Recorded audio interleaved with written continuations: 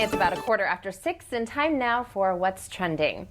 When news broke over the weekend that murder hornets, yes, murder hornets, have been spotted here in the U.S. for the first time, it caused quite a buzz.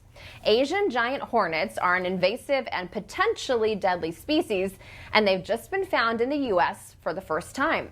Researchers nicknamed them the murder hornet because its venomous sting can kill a human if they're stung several times. They're also strong enough to puncture a beekeeper's suit. The hornets are more than 2 inches long, and they've reportedly been attacking beehives in Washington state. And scientists don't yet know how they made it to the U.S., but there's actually not a big concern for health to humans, as it would take multiple stings to have a really big effect on you. But the bigger concern is what these murder hornets will eventually do to the bee population in the U.S. So I want to know, did you guys hear about this over the weekend, and what was your take?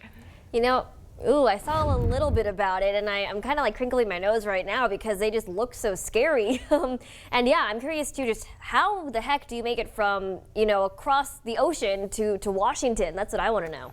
Yeah, it was pretty incredible there. I saw this story all over the place yesterday. And I know one of the bigger things too is not only that it's going to attack a lot of the bee populations, but also if it attacks the bees, that's going to affect farmers because obviously the bees pollinate a lot of the food that we eat.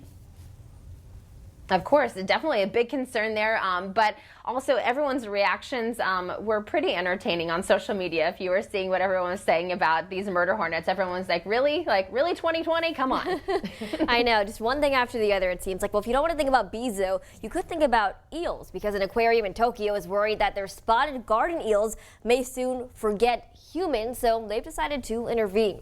The Sumida Aquarium has placed 5 tablets in front of the water tank and urges the public to video call their collection of around 300 spotted eels to help the animals stay interactive.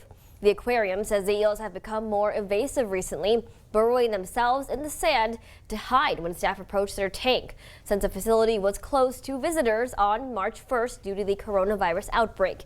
Now they're hoping that the 3-day Face Show Festival this week could help the naturally vigilant creatures get familiar with humans again, so the staff can easily check on their well-being.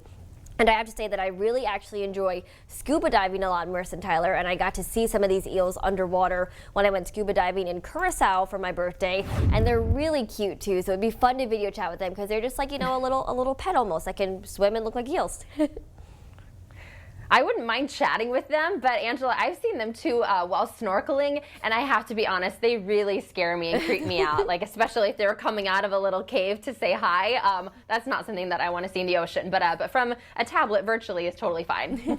Yeah, I think a screen in between both of us is a good idea, Marissa. I think I'm on the same boat with you there. I think eels freak me out a little bit more than sharks do, actually, so pretty interesting right there. Well, we have finally made it to May, and it's going to be a great week for Star Wars fans. Not only will there be a new release, but also it is National Star Wars Day today on May the 4th. The holiday is a pun on the phrase, "May the Force be with you," and it was started by fans. Large events and parties are limited this year due to the pandemic, but don't worry. On May the 4th, Disney Plus is debuting a new 8-part docu-series called The Disney Gallery, The Mandalorian. It's a behind-the-scenes look at the popular Mandalorian series that was created, and including interviews and never-before-seen footage.